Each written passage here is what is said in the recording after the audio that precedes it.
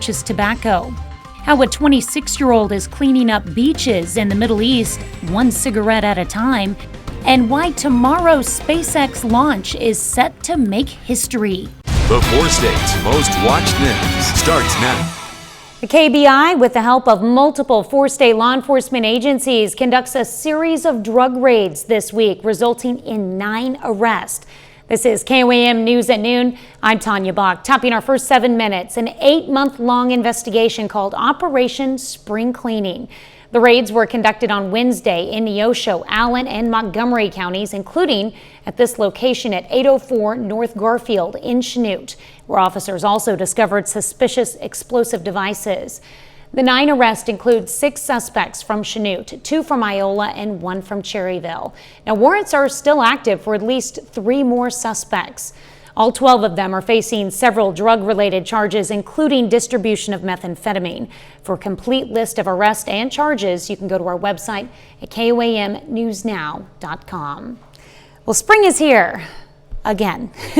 Let's go to Michael Hayslip with the first look at the forecast. Almost felt though like February weather this morning, didn't it? It Little did. rebound, but hey, the nice thing is our precipitation for the duration of our Thursday is simply going to stay as rain. And speaking of, we have some light showers that are coming down northern edge of southeast Kansas. Not all of that able to come hit the ground before it evaporates. So the sweeping radar showing that anything that is coming down right now, very, very light. And put that along with the cloud cover, you'll see that it's just about made its way over the state line into southwest Missouri as far as the clouds go after what was an absolutely gorgeous, gorgeous morning. So really not too much to complain about right now as our temperatures have actually crept up into the 50s. Nice welcome change. And we'll have still a couple more degrees to go. We'll end up in the mid to high 50s here, even though up a 60 when you get to the far south portion of the 4 states. Let's go ahead and talk future track though, because things are going to get interesting by the time we get into the evening hours. The rain continues to roll in from central Kansas, light scattered showers as we push through the night. Now, a little bit of an uptick there right as we get toward midnight. We start to see pockets of some heavy rain, and then we're back to the shower variety for Friday morning. Not much to talk about until we get to the afternoon, and then we've got some thunderstorm activity in a line from the southwest up to the northeast. And that thing is going to pick up here all the way through Saturday morning. Should drop off about, say, 6, 7 a.m. Saturday morning. I know we've got some citywide garage sales that people are concerned about. So if you're not one of those people that does the 5 a.m. shopping, you'll be just fine, say about 7, 8. Should be done through the Joplin area and then pushing all the way out of our eastern counties of southwest Missouri by 8 or 9. All right. A lot to look ahead to. Thanks, Michael. Missouri lawmakers pushed to increase the legal age to purchase cigarettes. In December of 2019, the federal government increased the minimum age to buy tobacco products to 21. Retailers have to abide by that federal law. A number of states have joined suit, including Oklahoma, but in both Kansas and Missouri, the current legislation still shows 18 as the minimum age. The bill's sponsor, Missouri State Representative Dan Schall, says the goal is to bring the Show Me state's laws up to par with federal law.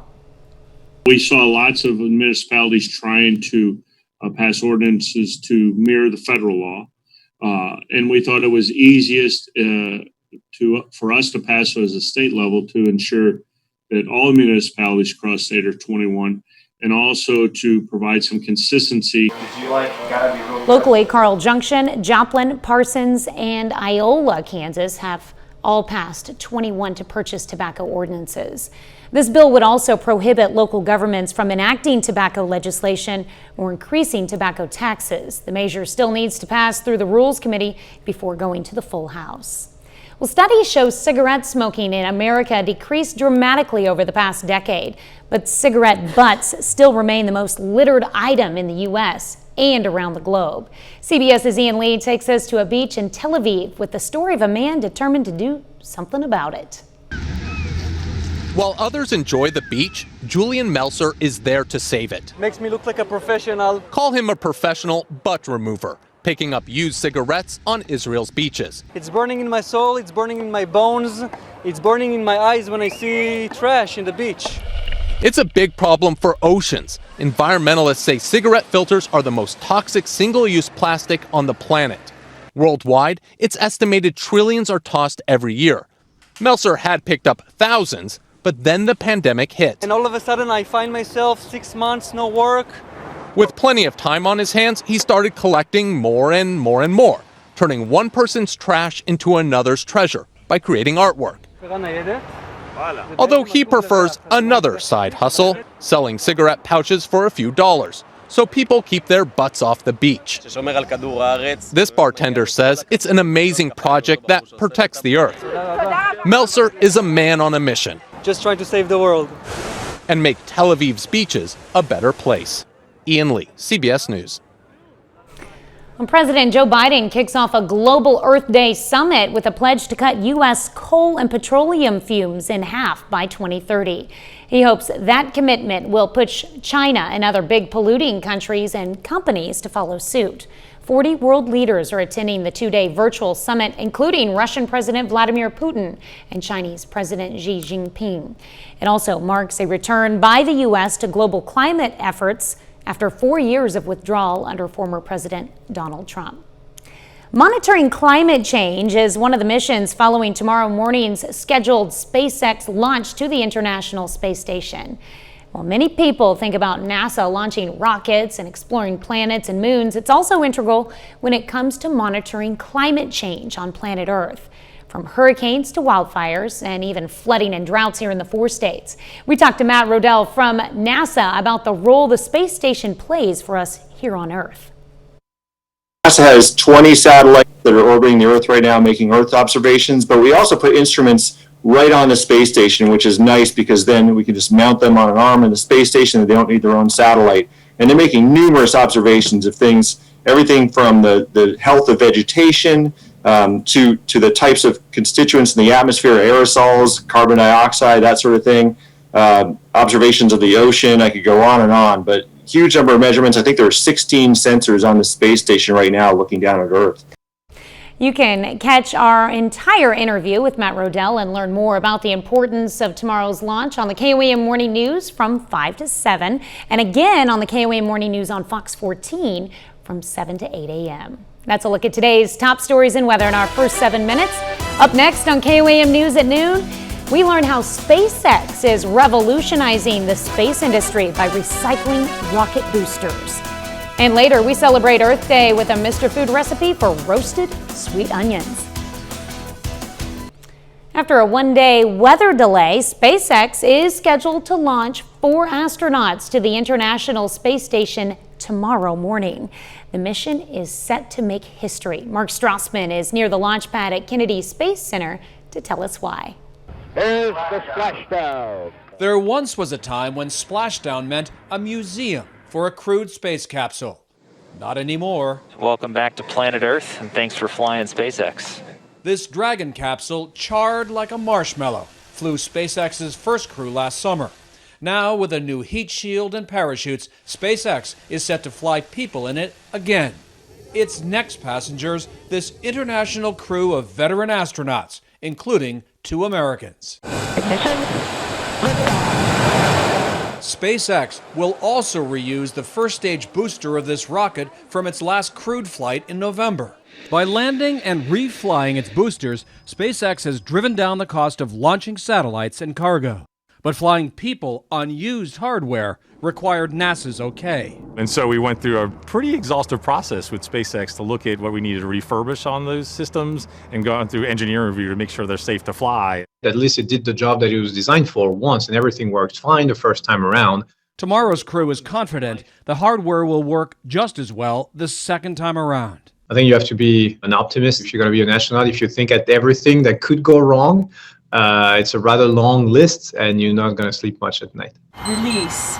This was NASA astronaut Megan MacArthur, working on the Hubble telescope back in 2009. Her confidence returning to space tomorrow in a used capsule runs deep. I know somebody that I trust completely was really involved in developing this vehicle. That somebody is fellow astronaut Bob Behnken, her husband. On that very first SpaceX flight last summer, Behnken flew in the same Crew Dragon capsule. In fact, sat in the very same seat that his wife will ride into space. it is funny to me that sometimes I'll start asking questions of the trainers and they'll say, you know, your husband had this same set of questions for us. Is he going to leave you a note? I'm not sure, although I think, you know, if there's any chewed up gum under the seat, I'll know where it came from. The weather forecast looks good for liftoff tomorrow, set for 5:49 a.m.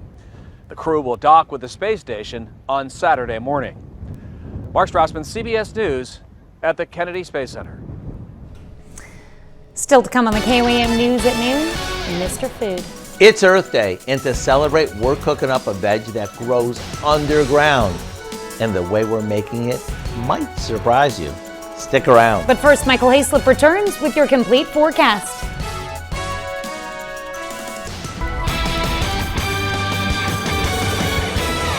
Go back just 30 minutes ago when we had beautiful blue sky and sunshine over Television City. That cloud cover, it moved in just about the snap of a finger. You can almost say it's overcast outside right now. 52 degrees, so we can't complain about the temperature considering what we've had for the past 48 hours, even though we were down below the freezing mark earlier this morning. 52 in Joplin. Let's roll 52 in Chanute. Still waiting on Monette and Cassville down in the southeastern portion of southwest Missouri to get to the magical 50-degree number.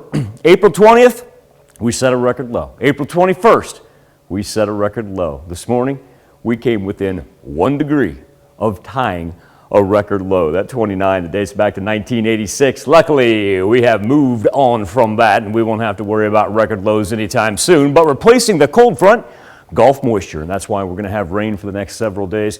Isolated up in the northern quadrant of the 4 states right now, that light green not really even able to hit the ground. Probably see a stray raindrop or two on the windshield. Right here in the middle though, around Yates Center, that is coming down. Nothing severe, and we're not going to get hardly any accumulation out of this little round. What we are going to keep our eyes on though is out in central Kansas, because that's where everything formulates and then moves east to west on us. So as long as it stays steady out here through the panhandles and then begins to generate right here, that's why those showers just going to kind of be a nuisance throughout the course of our evening and night.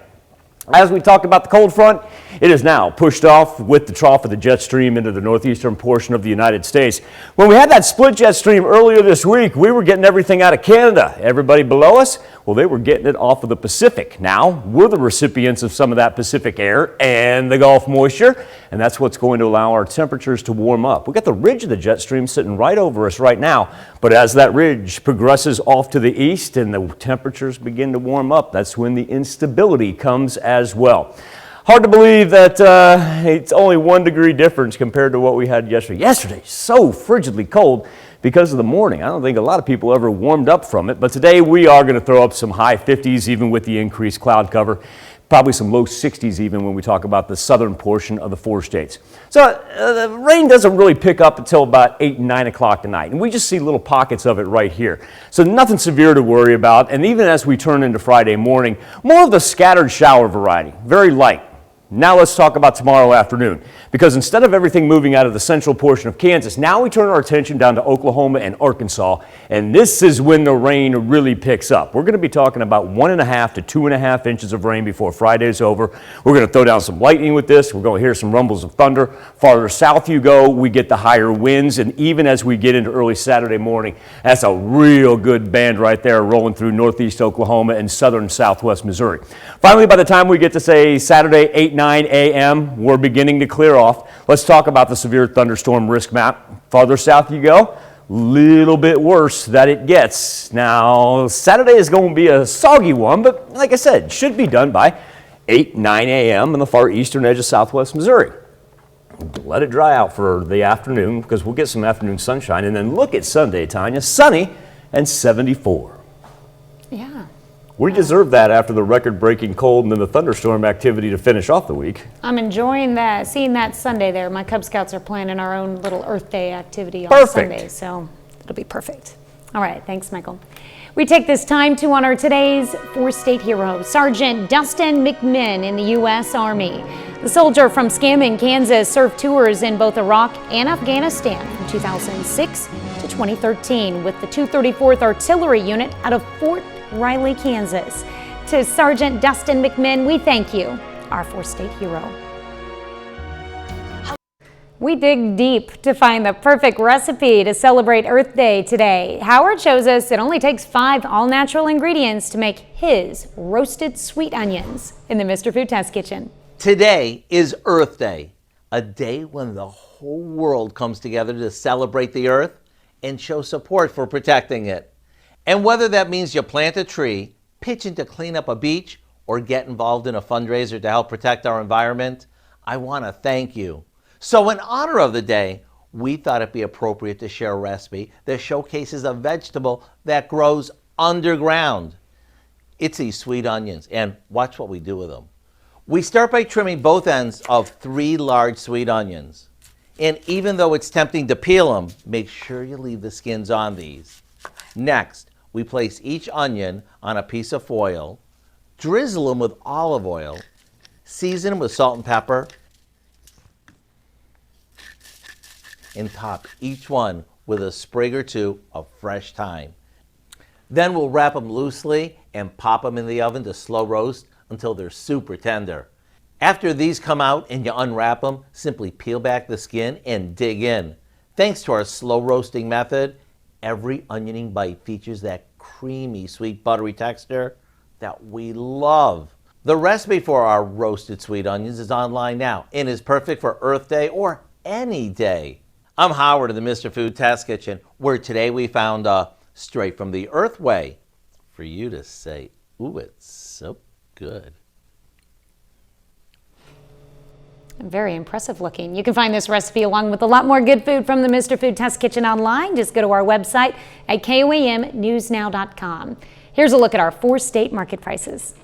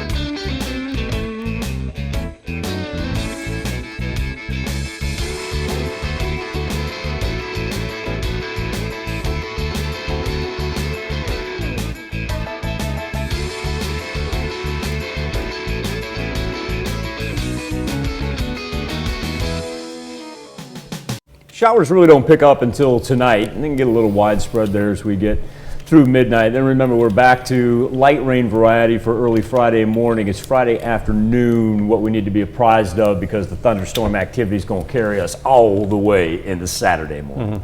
What do we have coming up tonight at 5? Well, at 5, nearly 1,300 lakes in Florida have been brought back to life thanks to a decades-long conservation plan. We're going to show you how a new partnership using alternative sources is helping to restore the waterways and could become a model for other areas all around the world. Plus, students at Pitt State want to help make a lasting impact on this Earth Day. We hear what they're doing to increase awareness. And Ascension Via Christi celebrates Earth Day with a living memorial in honor of lives lost. Hope you join us for those stories. A lot more. KOAM News at 5. Tanya. All right, thank you, Dow. Thanks for joining us for KOAM News at noon. We'll see you right back here at 5 o'clock.